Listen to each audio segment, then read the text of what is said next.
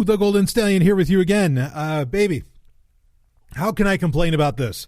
I get to put out content by the most amazing woman on planet Earth, and you know who I'm talking about. The lovely and hyper-intelligent Dr. Stephanie Murphy, the boss, the goddess of space-time, love, and beauty, baby. Absolutely.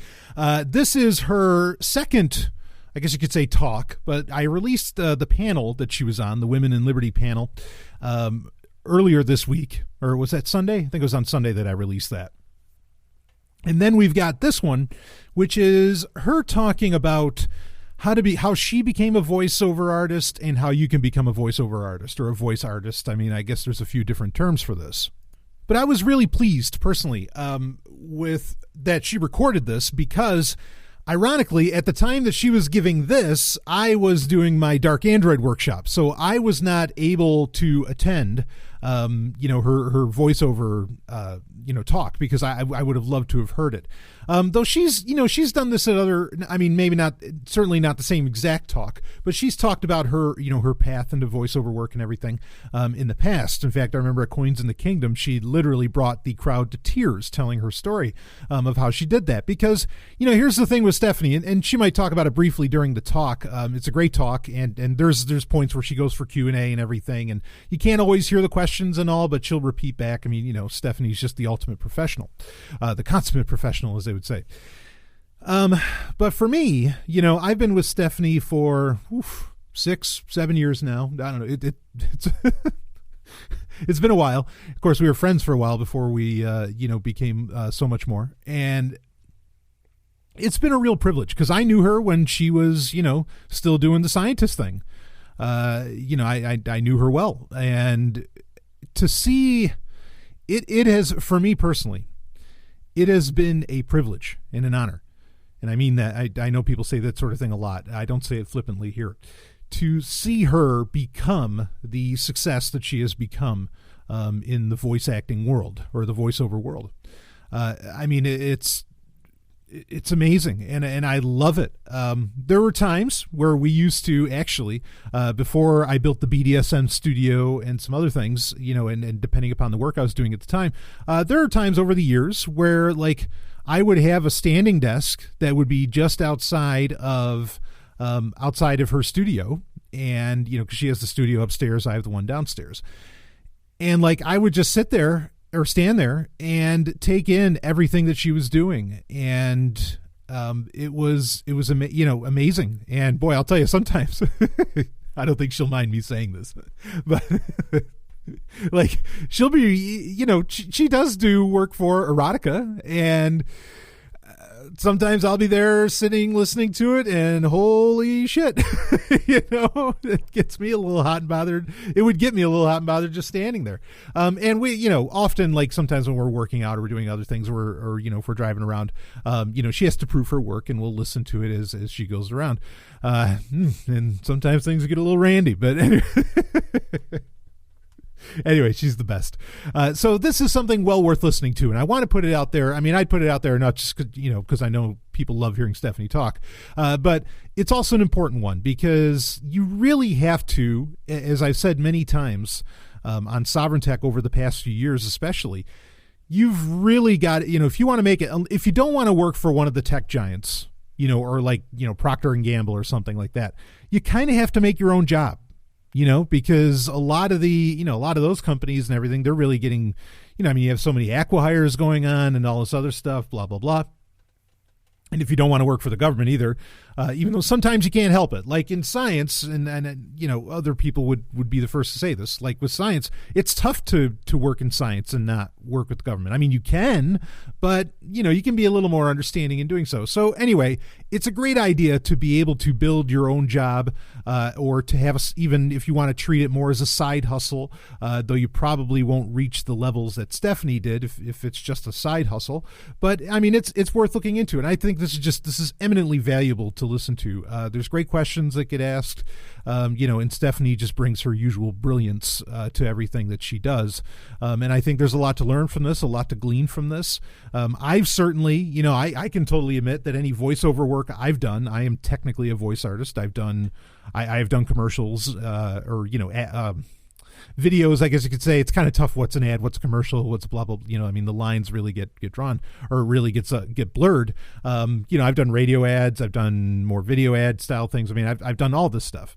I learned everything from her, I mean, I have a presentation style, sure, like a way that I talk, say, on a podcast, which if you listen to this past week's episode of Sovryn Tech, was at episode 284, where it was dedicated to Harlan Ellison. You can find out how I learned, how I developed this style of talking and everything. But as far as the technicals and as far as a lot of the finer points and professionalism with your voice, I learned all of that from Stephanie. And as much as I said, this past week, how there'd be no Sovryn Tech without Harlan Ellison, really, there'd be no Sovryn Tech without the lovely and hyper-intelligent Dr. Stephanie Murphy. I mean, she just totally inspired that and was helpful because, I got to use her studio for so many years and everything, before I kind of had my own. And even now we still use her studio.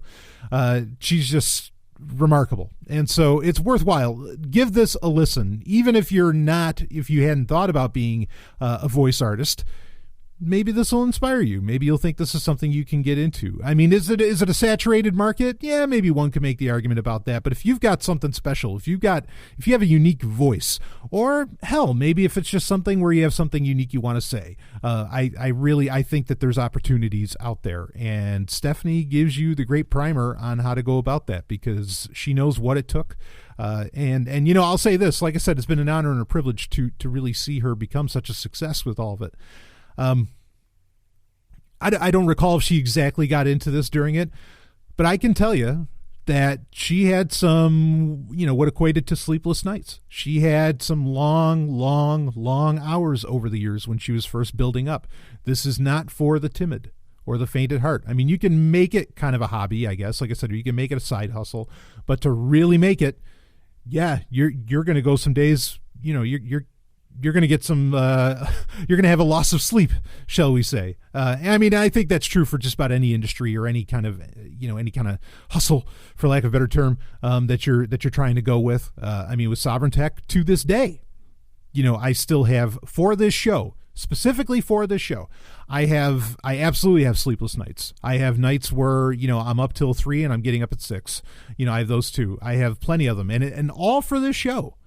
And when you take it that seriously, it shows, folks. When you really care, when you're that much of a professional, it comes out and it shows. There's a reason that Sovryn Tech is so successful. There's a reason Stephanie is so successful with what she does. You got to put in the work. You got to put in the time. You got to put in the hours, and you got to have a little bit of ability.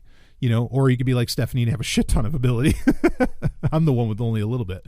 But regardless, anyway, I think you'll enjoy this. I think it's a very, very interesting to listen to. And of course, it's just nice to listen to Stephanie for a while. And talk about honor. It's an honor for me to be able to put out work of hers in the Sovryn Tech Patreon feed. So I don't know if this will show up anywhere else, but for right now, this is exclusive to the Sovryn Tech Patreon feed. So do enjoy it. And of course, if you have other questions, I don't know that Stephanie is necessarily fielding questions, but you know how to find her if you want to hire her, smvoice.info. But anyway, that's it. I will let Stephanie close this out and the well-deserved applause that she gets at the end to close this out. So I won't be back. So I will see all of you on the other side. And don't worry, your Wednesday Q&A will be coming this week along with so much more. All right, see you on the other side. Let's set the Wayback Machine. What was this, June 21st, 2018 at PorcFest? Right, I think she was in a tent and blah, blah, blah, and, just delivered a phenomenal thing. So do check it out.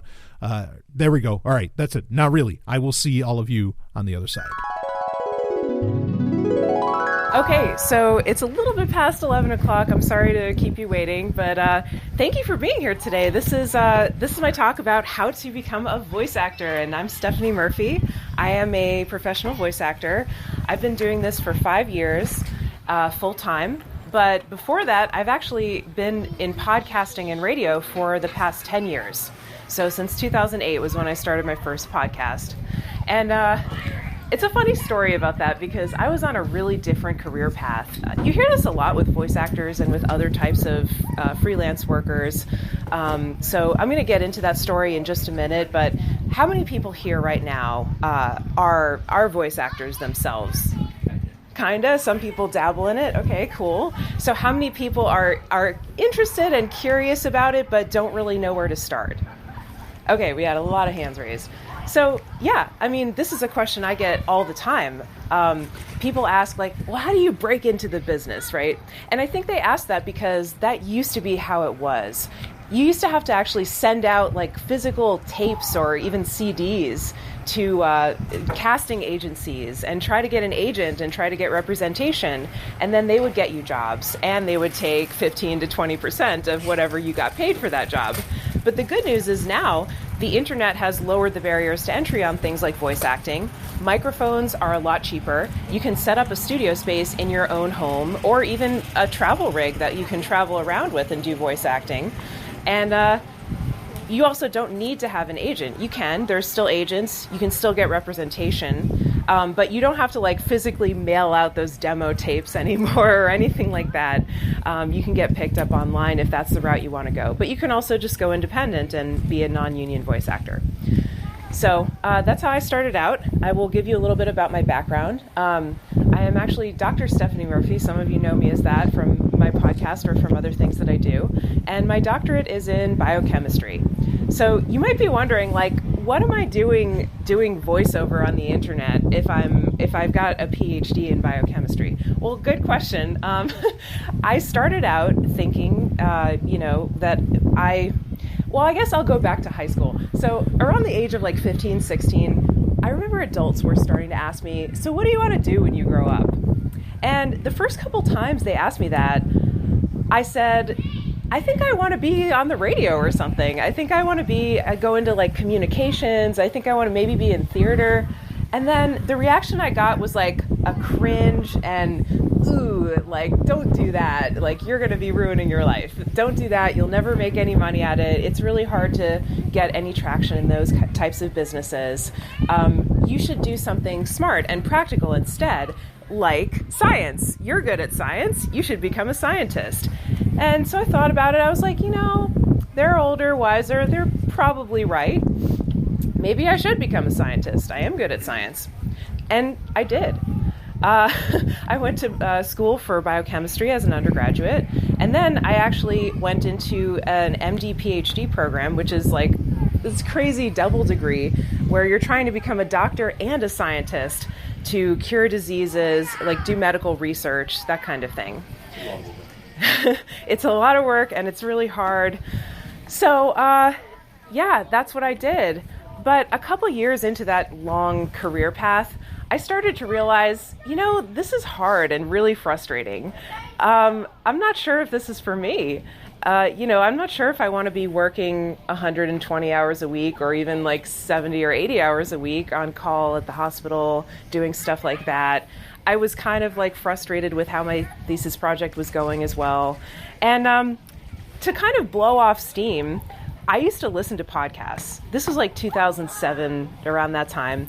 Podcasts were still new, but there were a lot of podcasts available on the internet for free. And my favorite ones to listen to were the advice podcasts, like Dan Savage and like Dear Prudence and that kind of thing, where people would write in with their problems and then the host would give them advice. And so I listened to so many of these that I was hooked. I was just listening to as many as I could get my hands on.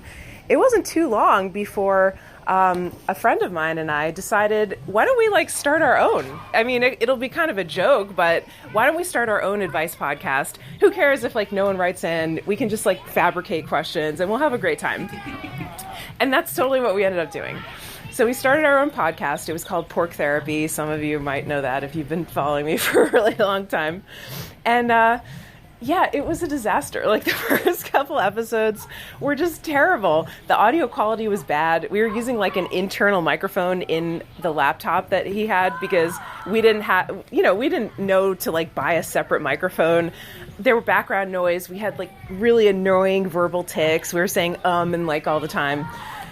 And we just didn't know what we were doing, but we figured it out as we went. And we listened back to our own shows. We gave ourselves feedback. And that's going to come in later because one of the most valuable skills that you can have if you work with your voice or really anything is to be able to self-critique and listen back to yourself and think about what you could do better and improve. So we did that. We self-critiqued, and we took the things that we liked from other podcasters and we sort of made them our own. So I said, I like how this podcaster, I like how Dan Savage, doesn't talk about himself when he's giving advice. I like how he sounds really confident and he ends his sentences like on a downward note, And so I took some of those things and I tried to incorporate them into my own style, and I did. So a couple of years go by, the podcast gets bigger. People are actually listening to it, which shocked me. I didn't think anyone was going to listen to it, but they did. And I started thinking, it would be like a dream come true to be able to actually do this for a living. If I could just do a podcast and I could somehow get paid for it, that would be amazing. But I don't know if that's realistic. Again, it's not really going to pay the bills. Then I was listening to the audiobook of The 4-Hour Workweek by Tim Ferriss, and I was at work, in the lab at the time, and I remember the exact moment when this quote really struck me from the audiobook. I was opening up the refrigerator to get a chemical out, and he said, it was an author-narrated book, so Tim was narrating it, and he said, yeah, it's really scary to think about quitting your job or quitting your day job. But isn't it more scary to think about being in a job that you hate for the rest of your life, or not even hate, but just don't truly love? And I said, yeah, it is. It is scarier to think about that. And so I said, that was the moment when I said, okay, I think I have to make a change. But then we have the whole process of, okay, well, how do you actually do that? How do you actually transition careers from something that's very different, like science and medicine, to voice acting and being on the radio? And that was a real challenge, but that's what I'm going to talk about now. So once I realized I had to make the change, it took me a couple years. I finished my PhD. I decided I was not going to finish medical school, so I'm a med school dropout, but I have a PhD, so there you go. Yeah, still a doctor. And what I started doing at first was just taking my existing podcast that I was already doing and putting it out there that I was interested in doing voiceover. People would tell me all the time that I had a nice voice, and so I said, all right, you think I have a nice voice? Why don't you hire me for something? Why don't you hire me for a little job like producing a podcast intro for you? Because I already knew how to do that. I had produced podcast intros for myself and some other people. So I volunteered for a couple of jobs and I got hired for a couple of jobs doing that. I also thought, I want to explore doing audiobooks. I used to listen to a lot of audiobooks while I was like spending these long days alone in the lab working. And I thought maybe I could narrate audiobooks, but at the same time I had done some research on it and I thought, it seems like a lot of work. It seems like, it could take a really long time. So I said, why don't I try one out and see how it goes? So at the time, the Center for Stateless Society was publishing Markets Not Capitalism, which is kind of this big anthology of writing about free market anarchism, but not like from a pro-capitalist bent. And they have like a specific definition of what that means and everything. This book was it ended up being a 16-hour audiobook, which is, if you listen to audiobooks, you know that that's a long-ass audiobook. So it took me about a year to complete this audiobook, working on it on the weekends and working on it at night. But I learned a ton. I learned how to produce an audiobook with nothing but, a microphone that I already had for my podcast, and Audacity, which is free, open source, cross-platform audio software. And if you're interested in voiceover, definitely you need to get familiar with Audacity because it's the tool of choice for software. So I produced this audiobook. It went out on YouTube, and it was distributed for free. I wasn't gonna. I didn't think I could really, charge for my first audiobook, and I didn't want to anyway because the authors wanted to put it out for free. They had put a PDF of the book out for free, so we were on the same page about the IP kind of aspect of it. So put it out. It got a lot of downloads and a lot of listens. People still talk to me about it, like listening to this audiobook. But most importantly, I learned that, okay, I think this is something I could do. So I guess that's the first key point is like, if you're interested in something, just try it. It is going to be bad at first as you're learning, but try it out and see if you think this is something you could do. Do a little bit of research, but just jump in. You don't have to be perfect before you start. A lot of people say, oh, before you go out and do any voiceover demos or before you do an audiobook, you should really have like a lot of training under your belt. You should be working with coaches. You should be training for like basically years, have a degree in theater, stuff like that. You really don't need that. You can actually just start doing it and realize that your first pieces of work are not going to be your best, but that's okay because you're learning as you go and you're having something that you can put out there and say, look, this is a start. My work is a work in progress, but this is what I got. So that's the first lesson. Just try it. So I tried it and I liked it. So then I decided, okay, I was committed to my career change. One of the first things I did was, I was just sort of throwing stuff against the wall. I thought, okay, I want to use my voice, I want to make a living, and I want to do things that I love. Those are my criteria.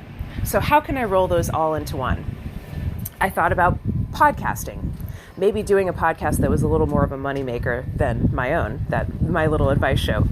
I thought about doing audiobooks, had tried that. I thought about doing short form voiceover like commercials and podcast intros and stuff like that. So I just tried all of those things and I saw how they worked. And the answer that I got was that all of those things actually worked.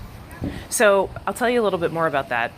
Right around the time I sort of quit my job, I got an offer to be on a podcast called Let's Talk Bitcoin. And I thought, oh, this could be really popular. It's one of the first Bitcoin podcasts. This was 2013. As I joined the crew, we started doing the show and it started getting popular. So I stuck with it. And, we were getting tips and sponsors to a certain degree, but it didn't really pay the bills. It kind of just gave me something fun to do and enabled me to travel a little bit. Okay, so that was cool. That was another project. Then I started doing more audiobooks. There is a website called acx.com. ACX is the back end of Audible.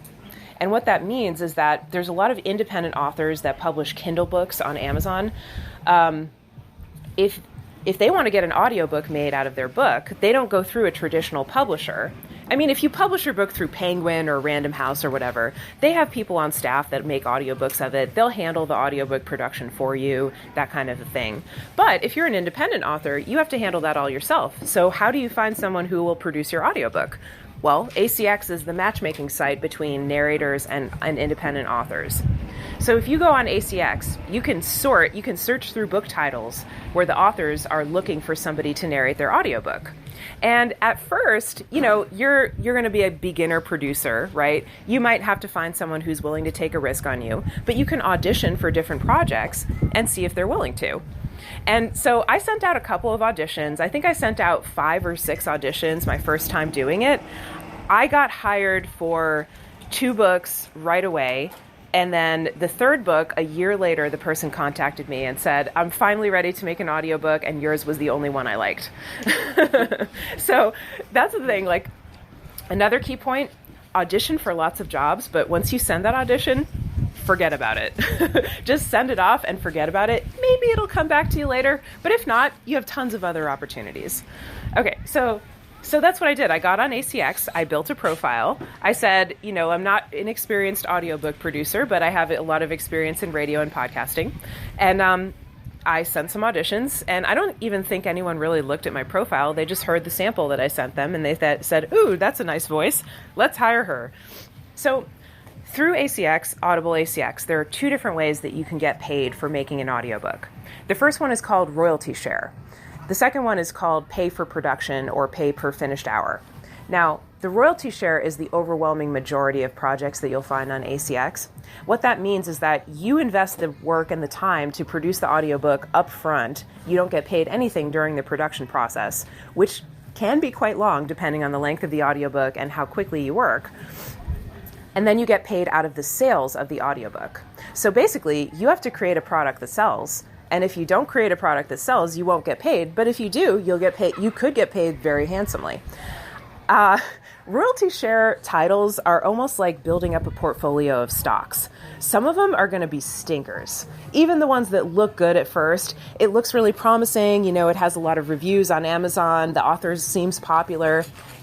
You make the audiobook and it doesn't sell. But that's okay because you have a portfolio built up where the top 20% of your titles are consistently selling and you're consistently getting paid from those, and it covers your expenses. Now, it takes a while to build up that kind of a portfolio, though, maybe 3 to 5 years, I would say. If you're not doing it full time, if you're doing it part time, I would say at least 5 years probably to build up that kind of a portfolio.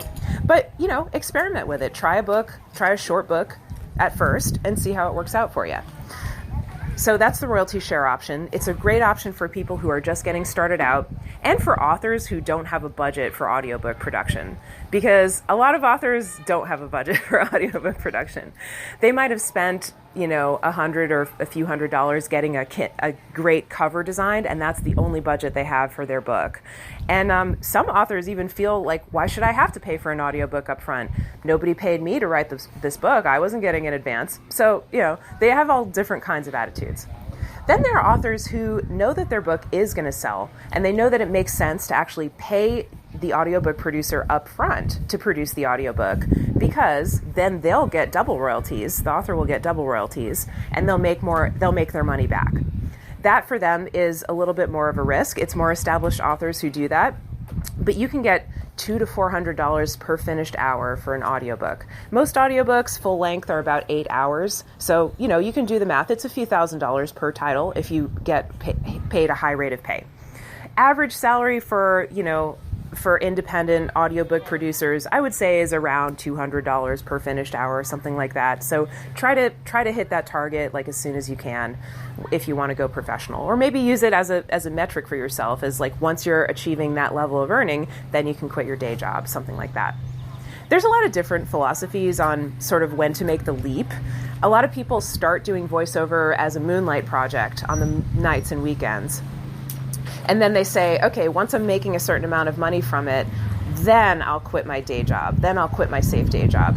The problem with that approach, I think, is that how much more money could you be making if you just quit your day job now? Maybe you'll reach that level of earning and more if you just take a leap of faith and actually quit.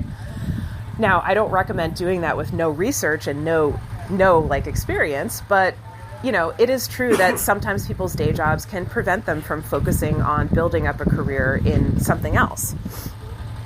Then there's the idea of like, oh, well, I'll just, I'll leap before I look. I won't try this at all. And if you haven't tried a voiceover or whatever you're making a career change to, it's probably not a good idea to quit your day job just right away. But then again, some people get laid off and they use that as an opportunity to just make a transition. So it's going to be your choice. Like, you have to use your best judgment as to what works best for you and maybe your family, if you have a family who depends on you. But there's all different ways you can do it. I'm just sort of telling you about my path. Okay, so that's audiobooks, that's ACX. That's the way for beginners to get into audiobook production. Another thing that I tried was short form voiceover. So I was offering on my website at the time of my podcast, I was offering the service of producing podcast intros and podcast ads for other people. And what that means is that, when you listen to a podcast, usually they say, it's the Stephanie Murphy Show, and they have some voice that's introducing the host or something, setting the stage. And so I had done that for my own shows, and I had done that for friend shows. So I volunteered to do it for a couple other shows, use those as demos. I also offered the service of writing a podcast intro, because I could do that, and adding music to it because I knew where to find like free music beds. So I used my expertise that I had gained in what I was already doing, which was podcasting, and I made it into a service that I could offer. And eventually I started charging for it. So I got a couple of clients. That was going well. Same thing with the commercials, because I had produced commercials to go in my show before. I used the same skills. I found music beds. I did the voiceover. I wrote the ads. I sometimes added in sound effects and stuff like that to make it really interesting. I had produced ads like that for my own shows, and I offered that as a service to other people. And I just charged, I thought about it. I was like, what is it worth, for me to do this? And I researched sort of industry rates, but a lot of times with a unique service like that, there is no standard rate. It's just what is it worth to you to be able to do that for somebody? And that could change as you get better. So I put up some rates on my website, and I had a couple of people contact me and hire me for those kinds of gigs. So, hey, that was cool. Anytime you can offer a unique service, this is another main point. I would say this is the third main point. So write this down if you're taking notes. Anytime you can offer a unique service that other people don't offer, that is a real plus. You want to be the only one or one of the only people who can do it. And now you already have that with your voice because not everybody's voice sounds the same. Maybe you speak another language though. Maybe you speak medicalese like I did. Maybe you speak legalese. Maybe you have legal training or something like that. Maybe you have experience in a certain industry, whether it's engineering or whether it's something else, that you could bring to the table and combine with voiceover to make it something unique. Okay? Also, if you can write, that's a plus because you can combine your voiceover skills with your writing skills. If you can do audio production or audio editing, that's another service you could potentially offer. So get creative and just really think about what your different skills and interests are and how could you combine those skills in a way that people want. Because if people want it, they'll pay for it. So that's the other main point. Do something unique. Okay, so the next thing I started doing was short form voiceovers. So we talked about audiobooks, we talked about we started talking about podcast intros and ads. But the other thing I started doing was short voiceovers, 2-minute explainer videos, things like that. So the first thing I did for that, I tried to get gigs through my website. I got a couple of them. People reached out to me and said, hey, will you voice this video? And I said, yeah, and negotiated it with them. But there are these websites out there where they're called pay-to-play sites. Some people say that in sort of a derogatory way. But for a beginner voice actor who's looking for clients, it can be a really good option. And it's worth it if you book a couple of gigs. So those sites are sites like voice123.com and voices.com. Those are the two big ones. At least they were at the time when I started working. There's other sites like this now, but those are the two really big ones that had a lot of traffic. So what those sites are membership sites where you pay, it's in the ballpark of $300 to $400 per year. And every day you get auditions opportunities emailed to you for clients who are casting the kind of voiceover work that you do. So you describe your voice, kind of gender and range and accent and language. And then you get emails from people who are looking for a voice that matches your voice. And you can audition for those opportunities. Now, it doesn't guarantee that you'll book gigs. If you're terrible, if you stink, you won't. But if you send enough auditions, you're going to find somebody who wants your voice and that matches their project. Also, auditioning 10 or 12 times a day at first is a great way to build up your chops. And it's a great way to just see what you're good at, what you tend to get hired for, and practice. That is a really valuable opportunity too. So going back to what we said at the very beginning of this talk, if you can self-critique, if you can listen back to what you did and say, how did I do on that? How does that sound? Is there a way I could have said that more naturally? Is there a word I could have emphasized differently to maybe make it sound more like the commercials that I hear on TV or something like that? Did I pronounce this word correctly? Let me Google it. Let me find a video where somebody pronounces the same word and see if I pronounce it the same as them. Things like that. If you can improve yourself, then auditioning is a really valuable tool because it gives you different access to different kinds of scripts sort of in the wild to practice on. So I joined both voices.com and Voice123. They're a little bit different. Voices.com is an escrow site. So what that means is they have these agents, and even if an agent isn't involved in sort of the job that you're working on, they have an escrow system where the client puts down a deposit to hire you, and then they release the deposit once you finish the job to their satisfaction. So it makes it very easy to get paid, and everything goes through PayPal or you can receive a check. So that's really nice because they sort of take care of the payment aspect of everything. So if you're I don't want to do all this billing and accounting and stuff like that on my own, that could be a great option for you. That's voices.com. And the other thing is that you don't get stiffed. Yeah, well, yeah, it prevents you from getting stiffed, exactly. So there's a dispute resolution kind of process.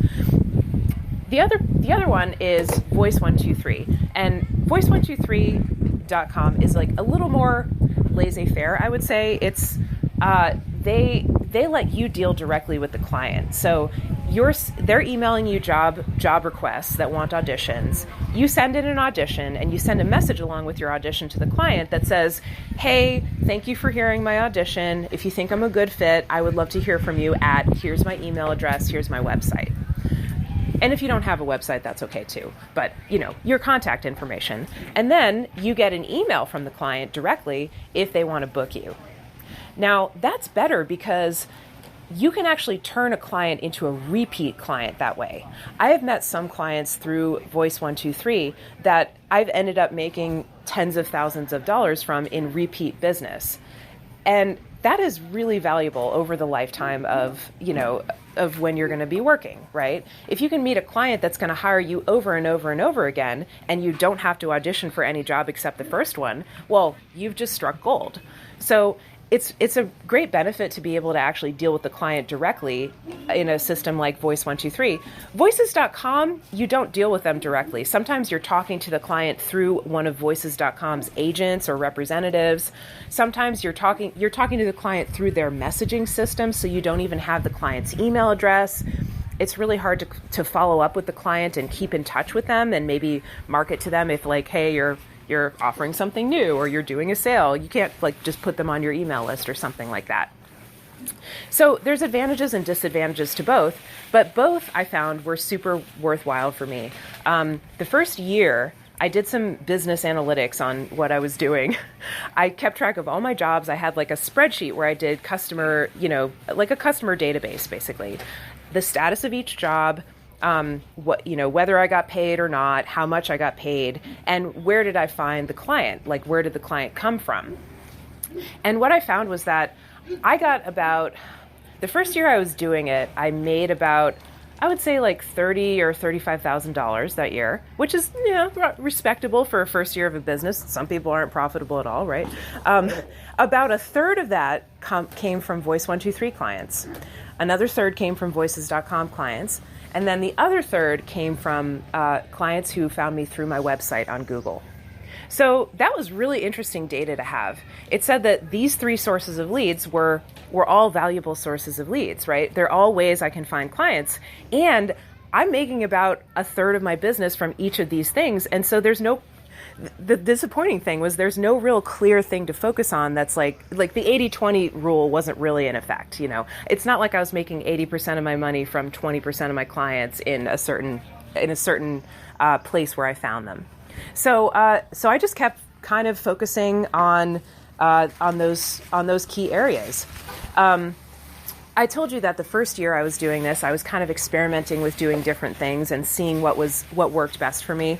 I honed it down a little bit. The second couple of years, I focused more on the short form voiceover jobs because I was just finding that it was harder to complete audiobooks. They were sort of more of a longer term game. The short jobs I could complete in a day and they would pay me within the week or maybe even the month. Or if I had to chase them down within a couple of months, but they seem to pay off a lot more quickly. So I focused more on those and sending off auditions and building up a database of clients. However, I still kept doing audiobooks because the short form jobs, they usually do what's called a full buyout with non-union voice actors, which is they pay you once and then that's it. They can use your voiceover forever in perpetuity. That's how most clients want to do things if they're not like a huge national TV commercial or something like that, and if you're not a union actor, meaning SAG-AFTRA. So those short form jobs, they sort of pay off quickly, but they don't provide any residual income, right? Audiobooks, there is kind of a passive income opportunity with those, where you can do the work once and the audiobook lives on Audible, and every time someone buys it, you get $2, right? And that can go on forever. The contract that you sign with Audible says like it's available for 7 years. And the first audiobooks that were produced under these contracts happened in like 2011. So this year we're going to see what happens with these contracts. But I think they can just renew after that. So you really have the potential, if you want to build up a portfolio of royalty share audiobooks, you have the potential for passive income. which some people call mailbox money, right? It comes in the mailbox without you having to do anything, right? You do the work once and you keep getting paid. So I saw that opportunity, and even though at first it was like I was making, $10 a month from royalties on Audible, that was discouraging, when I saw that check for like $9 or $10 or something come in. But I thought, okay, well, what if I could grow this to 10,000? What if I could keep doing this and I would get that much money every month? So I stuck with it, and I kept doing audiobooks sort of as fill-in work when I didn't have short form voiceover. I'm glad I did that because I built up my skills at doing audiobooks, and now it's a bigger part of my business, and I figured out how to do it more efficiently and make more money at it and choose better titles that are going to pay off better. So, so now I would say my business is about half audiobooks and half short form voiceover. I still find clients through my website. I don't audition as much because I have a base of clients that just, a lot of them are repeat and they keep hiring me. But I still do take some new clients, and I look for audiobooks that match my personal interests. So I do scientific ones, I do self-help ones because of, the background in giving relationship advice on the podcast, and I do lesbian romance because I'm queer and I just like doing it. So, so I look for projects that match my personal interests, and it works out really well, and I'm really happy with where things are at right now. So, I guess the one thing I want to say before I open it up for Q&A is we can talk maybe if people have questions about how to build a studio, but I really just kind of wanted to give an overview of like, how do you transition? Like, how do you get into this field of business and what's possible once you do this? So I hope I've shared that with you. And the main takeaways are try things, see what sticks, right? Try a bunch of different things, analyze your results, and see what's working for you. The other thing is audition often, frequently, as much as you can. Take opportunities to send in lots of auditions and then forget about them, because they'll come back to you later if the client wants to hire you, guaranteed. And then the third thing is, I guess, be humble, be open to feedback and criticism. And especially be open to it from yourself, because you can be your own worst critic, but you can also be your own best critic, because you can listen to your stuff and you can think, okay, I know how I can do that better, and I'm going to do it next time. So those are, I guess, the main takeaways. So thank you for listening, and I'd love to hear if anybody has any questions. Yay!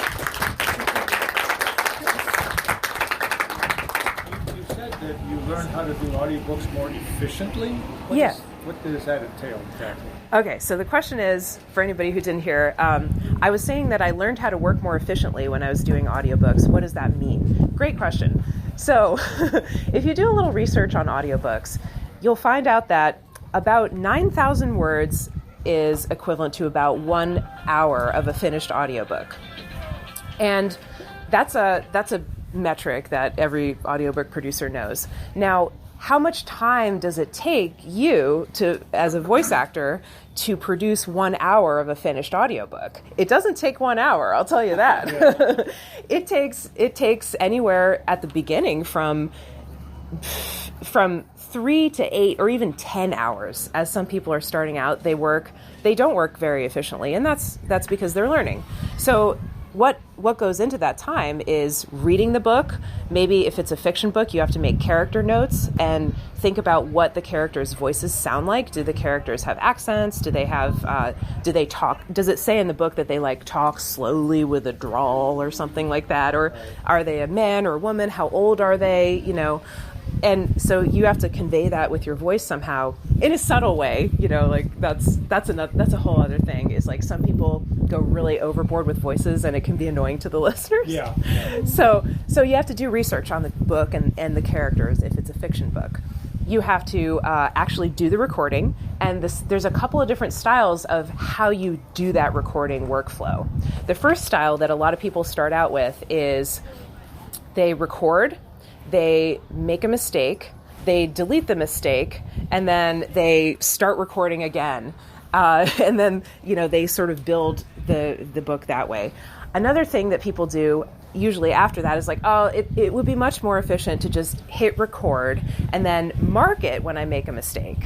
and instead of stopping and starting and mark my mistakes and then go back and edit them out later. So they'll start recording, they'll say, this is, the Chuck Tingle's book or something like that, narrated by Paul. And then he'll say, oh, I screwed up on that, snap, or use like a dog clicker to mark the audio where you made a mistake and then take it again. And then at the very end of that chapter, go back and erase all the mistakes. Now, that's one way of doing it. The most efficient way is to use a software that does something called punch and roll. What punch and roll is you have the ability to record, you're recording a chapter, you make a mistake, you stop, you put the cursor there, and then the software will actually play back the last 5 or 2 seconds of audio so you can hear what you just said before that, and then it starts recording. So you jump in after hearing what you just did a few seconds ago. Yeah. That is the standard for working efficiently with audiobooks, because once you're done with that chapter, you're done. You maybe send it off to your proofer or your editor and you're finished recording. And then if there's mistakes, if the proofer finds mistakes later, those can be edited back in. But punch and roll is the most efficient way to work. Now, unfortunately, Audacity didn't do punch and roll for the longest time, so you had to use other software. There's Ocean Audio, not Ocean, like ocean without the A, I guess. That is a free software that does punch and roll. Adobe Audition is another one that a lot of people use, but that's pay for. And then there's Studio One, also does punch and roll, is another paid software that you can use it to do punch and roll. But however you do it, Audacity is actually testing a punch and roll feature now, so that might be available in the coming year. So just so everybody's aware. Okay. But punch and roll is the most efficient way of doing it. And then also outsourcing work. So once you start making money at this, you can outsource parts that are not your best asset, which is just doing the voiceover, right? So you can outsource editing, proofing, which is when someone listens to the audiobook, reading along with the text, and says, okay, does this match the text? Is it saying what it's supposed to say? You can outsource mastering. So if you don't want to master your own audio, you can have somebody else do it. And all of these professionals are available out there and putting out services. Now, remember what I said before about getting creative and offering services that other people don't offer. If you start trying to do voiceover and you find that you're struggling with it, you're not really liking it, but you're a great sound engineer, you can offer that service to other people. So, you can get creative. If you do audiobooks and you're not digging it, maybe you could offer audiobook proofing to other people. So anyway, punch and roll and outsourcing are the keys to efficiency when you're talking about audiobooks. And the best people can actually do about 2 hours of finished audio in a workday, which is 4 to 8 hours. So that is a lot. And if they're working on a book that's 8 hours long, they could get that book done in a week. So by efficiency, I wasn't sure whether you meant reading it really fast in a high squeaky voice and then slowing it down. Well, not everybody is the Micro Machines guy, so. So those are some tips to efficiency when you're talking about audio. Did you have a question too? Yes, I did. So I've made some videos and audios in the past, and for me personally, it's really hard to be a performer and then have to play director and so on. Do you have any advice for how to play those multiple roles when you have to do them all at once? Yeah, absolutely. So if you're doing a short voiceover project, sometimes clients will do something that's called a directed session, where the client will actually be listening on the phone with you or on Skype or over something called an ISDN line or IPDTL. Where basically the client can hear as you're recording and they can give you feedback in real time, and they'll say, oh, no, say this word a little differently or say this sentence a little differently.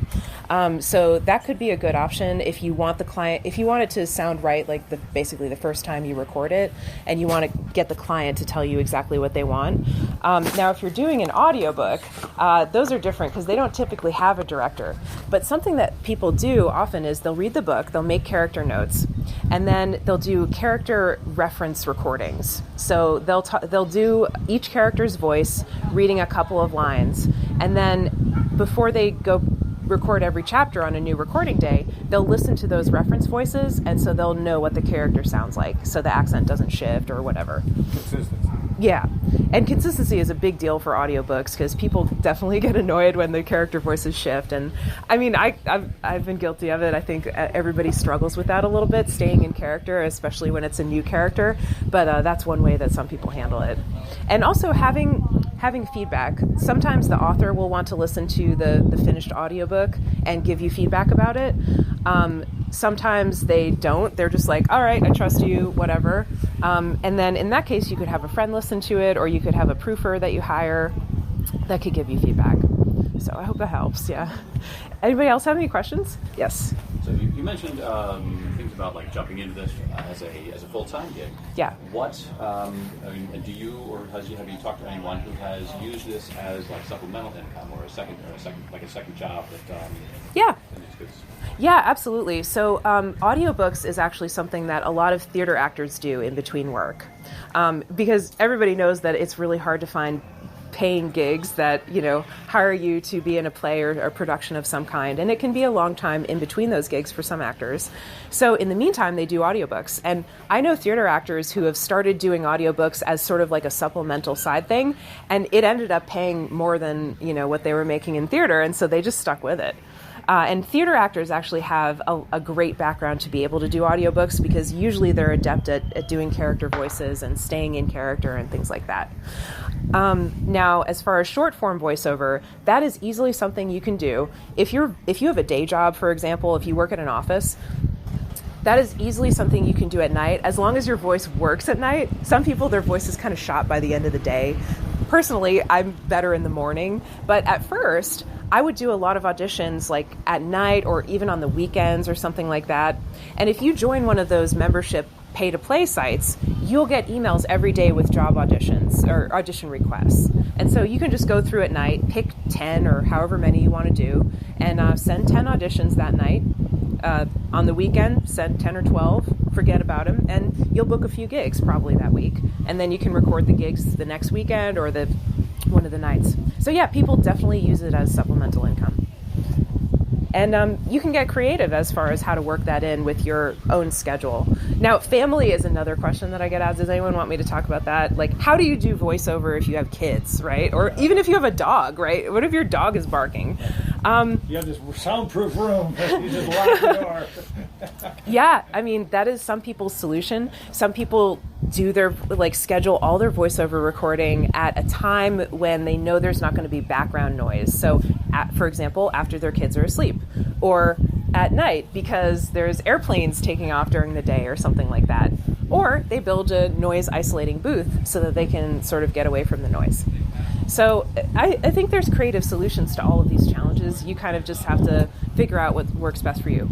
Now, one of the ways that you can figure out what works best for you is joining a community that other people are doing it.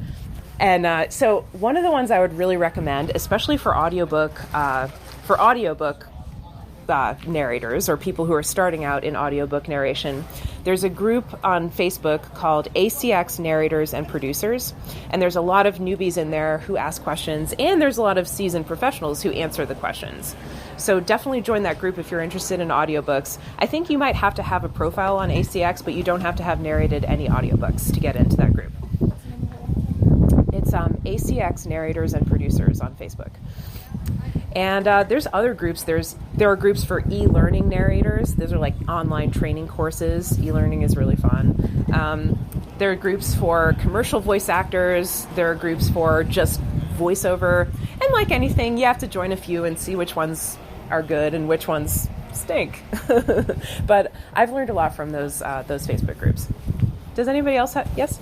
Yeah, I'm in the tech world, and I've done a lot of sort of tutorials and explainers and stuff for the stuff I've worked on. Yeah. And they were okay, so I started doing it for other people and getting paid for it, and it's been fun. But yeah. I thought about going into audiobooks and more of the voice acting side. But I have absolutely no knowledge of the acting side at all. So yeah. You said just do it, but are there other ways to get better at it? Is a coach actually helpful, or? Yeah, absolutely. So coaches can be really helpful. And there's a bunch of different coaches who coach specifically for audiobook narration. I'll drop a couple of names. Johnny Heller has audiobook like training seminars in like cities. He has like a retreat that he does every year. He's really good. Sean Allen Pratt is another coach that he's really accomplished at nonfiction narration, especially. He does one-on-one coaching. Jeffrey Kafer is another coach who does really well. He's one of the most prolific narrators on Audible, and he's got like hundreds and hundreds of titles, maybe even 1,000 at this point. So I would recommend checking out any of those guys or any of the people that go to their workshops, because a lot of times they'll have panels and stuff of other narrators. There's also some free videos on YouTube. Look up ACX University. ACX University features some of the people that I just talked about, and they do free kind of audiobook production education because they want to raise the quality of Audible productions, of course, and they know there's a lot of beginner narrators coming in. So they have videos on there about sound engineering for audiobooks, about character voices, about nonfiction, how to voice nonfiction, about career changes, everything like that. It's a really good resource. So that, again, that's ACX University on YouTube.